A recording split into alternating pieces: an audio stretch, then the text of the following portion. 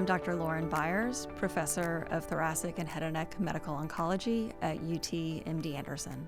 I'm joined today by Dr. Ferdinandos Skoulidis, an Associate Professor in the Department of Thoracic and Head and Neck Medical Oncology at UT MD Anderson. And this is the CancerWise podcast. Dr. Skoulidis, thank you for being here today. Thank you for having me. There's a lot to talk about. Yeah, I think it's really exciting. In fact, I think I would actually say that it's a historical time right now, especially with some of the work that you're doing and the advances that you and other colleagues are making are really changing what we can offer for patients. Absolutely. I think that this is an exciting and very consequential time in lung cancer research as a whole. Perhaps one area where this is most exemplified is in my favorite area of lung cancer research, which is aimed at targeting the KRAS oncogene. So this is a very large subpopulation of patients with non-small cell lung cancer whose tumor is driven by mutations or faults in this particular gene, KRAS. We now have 2 FDA-approved inhibitors for a specific mutant form of KRAS called KRAS G12C that is found in approximately 1 in 7 patients with non-squamous non-small cell lung cancer. But what we have seen over the past couple of years, and this is something that is particularly exciting, is an expansion in our ability to target both KRAS G12C more efficiently, but also, importantly, expand our ability to target other forms of mutant KRAS, such as KRAS G12D, but also the entirety of KRAS through a new class of inhibitors called pan-RAS tricomplex inhibitors. This is perhaps, in my opinion, one of the biggest discoveries this year. We recently heard the positive top-line results in pancreatic cancer, where for the first time a direct pan-RAS inhibitor called daraxonrasib almost doubled the time that people were alive. Patients with advanced pancreatic cancer that had previously been treated with standard chemotherapy and their disease had progressed on chemotherapy, when treated with this inhibitor, lived for an average of 13.2 months compared to 6.7 months in the control arm. So this is a historic achievement, a historic milestone in patients with pancreatic cancer, and I am particularly excited because this drug is now being evaluated in the context of a phase 3 clinical trial called the Resolve 301 clinical trial. This is a trial that we got open and running here at MD Anderson as well as in multiple other places around the country and the world for patients with RAS mutant and non-small cell lung cancer. I think this is so exciting, and I can't really overemphasize how important these discoveries and breakthroughs have been. I remember when I was an early faculty member, and it was really thought that KRAS would be undruggable and that it would not be something that there would be personalized treatment for. And so this is a huge shift, and to see the activity that you and your research has shown for lung cancer patients, but also for pancreatic cancers, because that has definitely been a major challenge in terms of finding therapeutics that are personalized and beneficial for those patients. This was certainly the dogma. KRAS was indeed considered undruggable since its initial discovery, and multiple efforts to target KRAS over the years. Different approaches had failed. But perseverance pays off, and innovation pays off, and this is why fundamental research in cancer is critical in order to improve outcomes for patients. We now have an expanding armamentarium and expanding a panoply, I would say, of novel RAS inhibitors with different mechanisms of action that are in different stages of clinical development. So in addition to the first generation inhibitors, which targeted the inactive state of KRAS. KRAS is a protein that toggles between 2 states, and it's really when it's locked in the active state or stays longer in the active state, that's when it causes cancer. So we've got drugs that target both the inactive state of KRAS, but also now a new classes of drugs that are able to importantly target KRAS both in its inactive as well as in active stage. And this is important because turning KRAS in its active state may be a mechanism through which cancer cells can eventually adapt or develop resistance to the first generation KRAS inhibitors.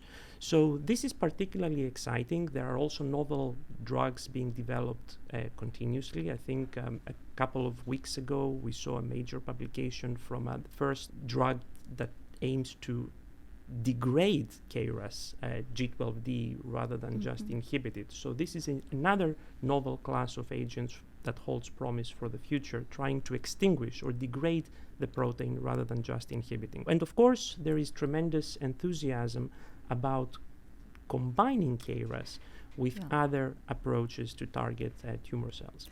Can you tell me a little bit about some of those combinations that you're studying currently and what you're excited about? I would be glad to. The backbone of first-line treatment for patients with advanced metastatic non-small cell lung cancer is a combination of chemotherapy. These are drugs that we have used for several decades, as well as immune checkpoint inhibitors. So these are drugs that aim to activate the immune system, the patient's immune system, to recognize and attack the tumor cells.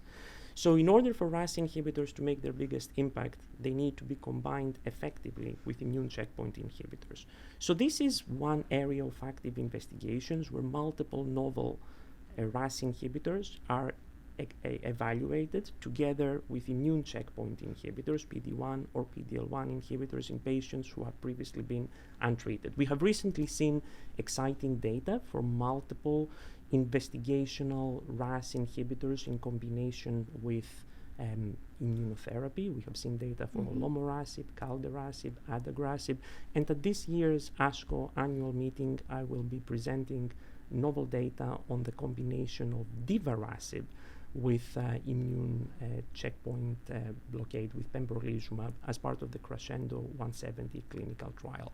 I'm particularly excited about this combination because previously divarasib has proven to be one of the most effective investigational KRAS G12C inhibitors. So this will be important to evaluate. I think this has been one of the most consistent breakthroughs in lung cancer therapy, is a continuously expanding array of targeted therapies for patients with different subsets of lung cancer. So it's critical to recognize, and this is something that we always discuss with patients when we see them in clinic, that lung cancer is not a singular disease. This disease is heterogeneous, and there are multiple molecular subtypes of lung cancer. And what makes these subtypes different is different cancer-causing mutations. The way that I describe a mutation to my patients is in the same way that we have a spelling mistake in a word in the page of a book, and that creates a faulty word. A mutation is a spelling mistake in the DNA of the tumor cell, and that creates a faulty gene, and that faulty gene creates a faulty protein. And that faulty protein is frequently what causes cancer by pushing it to constantly proliferate and divide and avoid death. So today, we have genomic technologies that allow us to go deeply and analyze comprehensively both the DNA and the RNA of the tumor cell and find which mutation or which combination of mutations have conspired to cause that patient's cancer. Why is that important? That is important because for many of these faulty proteins, we now have targeted therapies, usually pills, that are designed to specifically go and bind to that faulty protein that drives the cancer and shut it down effectively. And these have proven particularly effective therapies that have revolutionized care and have changed patient outcomes. We now have about 10 genomic, I would say, biomarkers, DNA or RNA changes that we routinely assess when we see a patient with non-small cell lung cancer. And for each one of these mutations, there are different approved targeted therapies, individualized specific therapies for each individual patient. And this spectrum of targetable or addressable or actionable, as we call them, mutations continues to expand. For example, at this year's ASCO meeting, we will see data from a drug called sunvozertinib, which is a specific and potent inhibitor of a particularly difficult to treat variant of EGFR mutant lung cancer called EGFR exon insertion mutant lung cancer. We're looking forward to seeing the data because this will likely establish a new standard of care for patients with this mutation that have not previously received systemic therapy. One thing when we think about all of these new personalized treatments and how to match each patient with the most effective therapy for them, we know that in addition to having effective, innovative medications that we can use for our patients, we also need to have the biomarkers.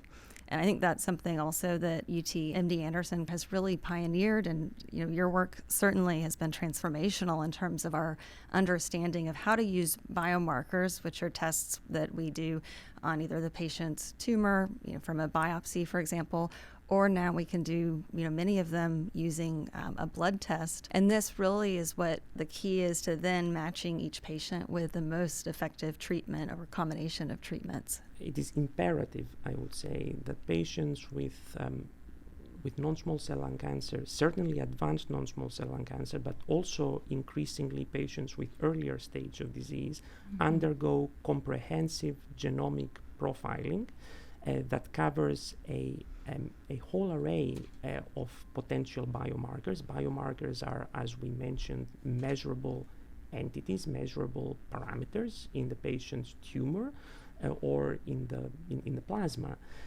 that then give us an indication about how best to match individual patients, both with specific targeted therapies, but also how to assess before we start treatment the likelihood that a patient may respond or not to one of the standard approved treatments, such as combinations with chemotherapy and immunotherapy or immunotherapy on its own, as well as some of the novel drugs that are being developed. For example, the expanding and exciting field of antibody-drug conjugates. But I think the bottom line and the key message is that biomarker testing is imperative. And here at MD Anderson, we're very passionate about this, and we advocate that we should not be establishing a treatment plan, a definitive treatment plan for a patient without a comprehensive and complete assessment of the complete biomarker profile, be it DNA, RNA, or protein in their tumor. Yeah. And, I think one of the things by having very comprehensive biomarker testing here has let us do is we have patients where in the past, for example, we were testing for KRAS mutations even before the drugs were available or in clinical trials, because we expected that was going to be an important target, and it was going to just take some more time to have the therapeutics to really act on it. And so I remember being able to, once those clinical trials started targeting KRAS, we were able to go back to the biomarkers that had been done on patients previously, and then have new opportunities, new therapies that they could be potentially eligible for.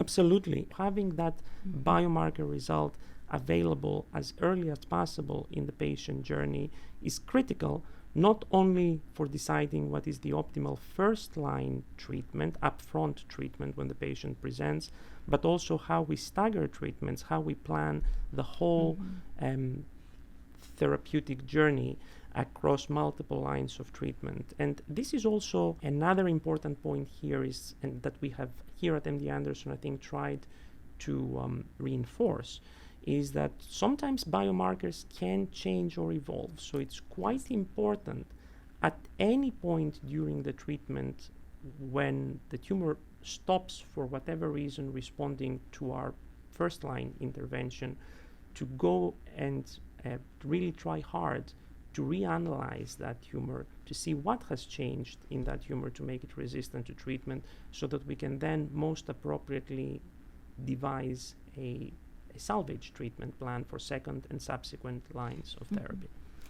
Yeah, I think that's something we've been learning more and more about in terms of how cancers can change to try to escape from certain treatments. And so, we need to be able to kind of get ahead of it and a lot of the research that we and our colleagues are doing is to understand, how do those cancers change, and can we anticipate that and use that to prevent resistance or to target cancers that have become resistant after previous treatments. This is where the novel combinations come in. There is an expansive array of combinations right now in the field of non-small cell lung cancer, including both two different targeted therapies on their own. For example, there are clinical trials assessing two different RAS inhibitors, one that targets a specific variant version of KRAS, such as KRAS G12C, and then a pan-RAS inhibitor that targets the pathway more comprehensively. And the idea behind these combinations is exactly to prevent, to forestall,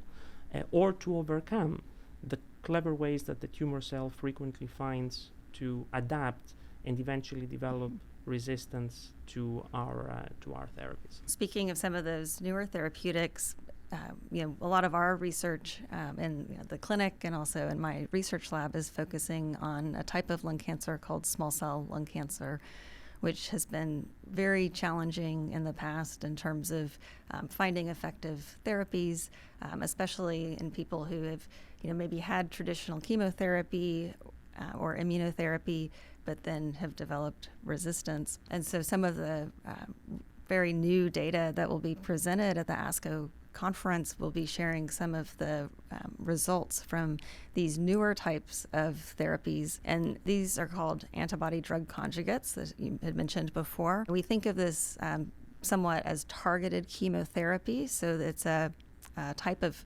therapy where there's an antibody that can identify and basically grab onto the cancer cells and bring in a very targeted approach the chemotherapy molecules directly to where the cancer is. And the activity of these have been shown in several different types of cancer, and we've presented last fall some of the very exciting results we were seeing from patients with small cell lung cancers and also with many other rare tumors which historically have not been included in many of the clinical trials, and really being able to see that what we're learning from lung cancers can be beneficial and be applied to other patients with rare tumors, including things like breast cancers, certain types of bladder cancers, across many different types of cancers. And so I think that's something that we're really looking forward to sharing the most recent updates from those treatments. This is particularly exciting, and as you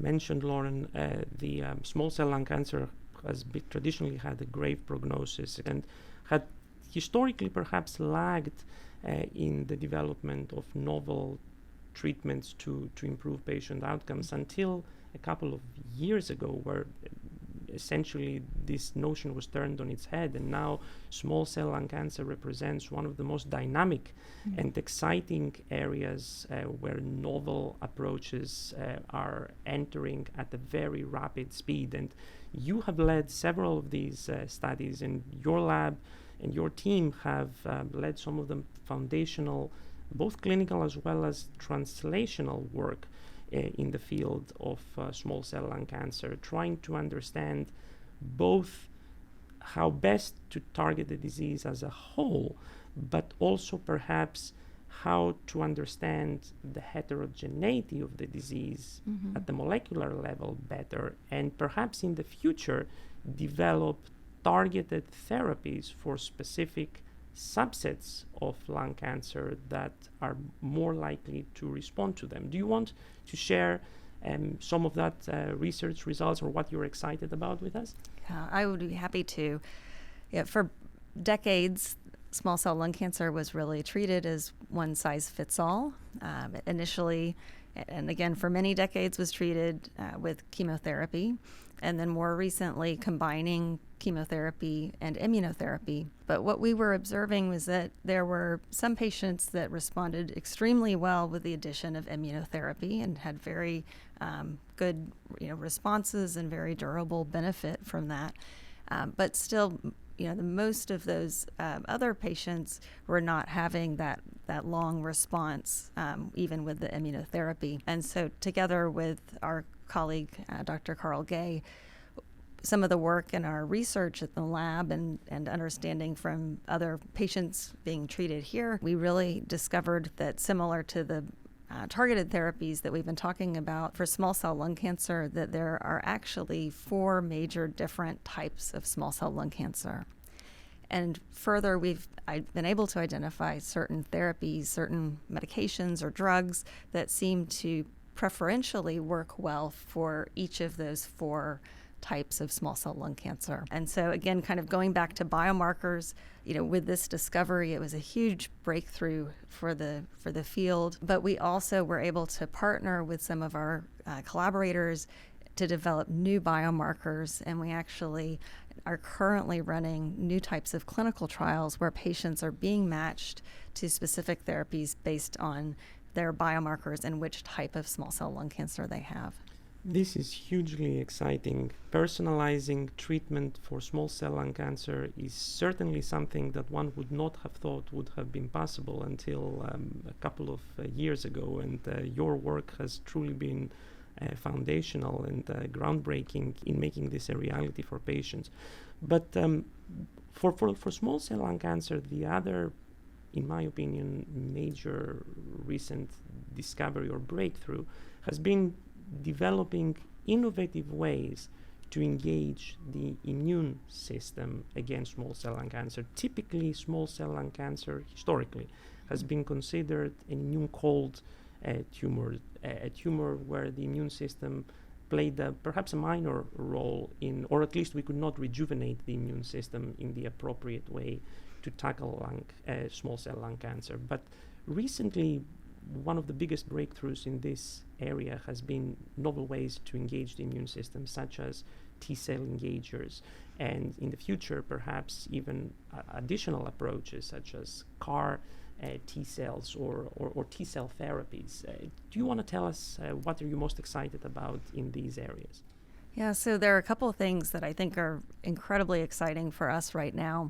And this really goes back to, something I'd mentioned earlier, that we now have ways where we can target the surface of small cell lung cancers. And so that's important because most small cell lung cancers do not have mutations or biomarkers that would respond to a pill therapy. But we have been mapping the surface of these small cell lung cancers and using new types of therapies where the drugs can bind onto the surface of the cancer cell and basically bring it to the immune cells and be able to really have the immune system to see and respond to these cancers as part of controlling it and treating the cancer. That has been incredibly effective and encouraging. I think it's still in early times with these new types of therapeutics, but I think what we're seeing is like none other that we've seen before. And also thinking about how to combine these and bring them earlier into patients' treatments. Absolutely. That is a very exciting notion. So do you want to tell us maybe in a little bit more detail, how are we trying to bring these innovative treatments such as T-cell engagers into earlier lines of treatment? What are the strategies that are being employed? And which ones do you consider to be the ones that are most likely to bear fruit? And what does the future hold? A couple of things that are really changing, and this has happened across many different lung cancers, is that, for example, with these T-cell engagers, where they can really engage with the cancer cell and bring the immune cells to where they need to be and to recognize that there's a cancer present and that they can do their job of going after those cancer cells with the immune system. So, we know from trials that have been done in the last couple of years that those can be effective for patients who have a recurrence of their small cell lung cancer. But now we're moving those into earlier lines of treatment. So patients who have completed their chemotherapy and immunotherapy will now be getting those T-cell engagers as what we'd call a maintenance therapy. So bringing effective drugs earlier has been a successful recipe for a lot of cancers, not just lung cancer, but I think moving things earlier is really exciting. We also are able to use a type of therapy called CAR T therapy. This has traditionally been mostly used in leukemias or lymphomas, but I led the first clinical trial using CAR T therapy for small cell lung cancer. And it was an early study, but very exciting in terms of what was being seen. And so that's another new approach with essentially a living drug in a sense, where a patient's immune cells are re-engineered so that they can see the cancer cells and recognize that they're there, and then use the patient's engineered immune cells to then treat their cancers. Very exciting. In addition to small cell lung cancer, where we have seen an explosion of new therapeutics that you have outlined, there is also this spectrum of neuroendocrine cancers that are similar to small cell lung cancer, but not exactly like small cell lung cancer, but certain similarities. And we have not had effective treatments for them. We have treated them historically in a more one-size-fits-all generic way. Can you tell us which particular types of lung cancer or other cancers that might benefit from these novel approaches where small cell has led the way in clinical development, and what that might mean for patients? That's something that I'm really excited about and very passionate about. You know, when we have therapies that we think can benefit patients, we want to make sure that all of those patients who may benefit can have access to it. And so one of the clinical trials that I've been leading is using these antibody-drug conjugates. And in that trial, we treated patients with small cell lung cancer, which is the more common form of neuroendocrine cancers. But for these other rare cancers that have very similar targets on the cancer cells and similar biology to small cell lung cancer, we really advocated to make sure that there would be these other patients included that we thought would potentially benefit. We've been able to, have clinical trials that are inclusive of these other rare cancers, and those, include patients who have cancers that are small cell cancers that occur or arise, in the breast, in the GI tract, in the bladder. Essentially, every part of the body can potentially, have a cancer that is similar to small cell lung cancer. And so being able to really bring that, to other patients that have these similar cancers and can benefit from that is something that we think is incredibly important and something really unique to MD Anderson. This is a true triumph of cross-disciplinary collaboration and an example for how learnings in one area, in one field of oncology can benefit a much larger population of patients. The other big area that is particularly close to my heart, as you know, is the concept of personalizing immunotherapy approaches for patients with non-small cell lung cancer, in the same way that we are trying to identify which patients with small cell lung cancer might benefit mostly from distinct immunotherapies. There is a big effort to understand whether there are distinct types of engaging the immune system or that might benefit distinct groups of patients with non-small cell lung cancer. In this year's ASCO, we will be presenting results from the Triton study that I am particularly excited about. So this was a phase 2b clinical trial where two different standard of care, first line combinations of chemotherapies and immunotherapies are being compared in patients with distinct mutations in their tumors. So Dr. Byers, you mentioned, you highlighted antibody-drug conjugates as one of the major evolving fields in small cell lung cancer. For our audience, do you first want to explain what an antibody-drug conjugate is and how those antibody-drug conjugates are being utilized in clinical trials in the context of small cell lung cancer, and what the ultimate vision is for where will they find their place in the treatment landscape? These antibody-drug conjugates are very exciting. And just to kind of go back to what those are, these are drugs where there's an antibody that can grab on to the surface of the cancer cell and bring with it chemotherapy molecules that then are deposited in a more directed, targeted chemotherapy of sorts. And one of the clinical trials that I'll be presenting at ASCO is looking at a specific target called SEZ6, SEZ6, which is on the surface of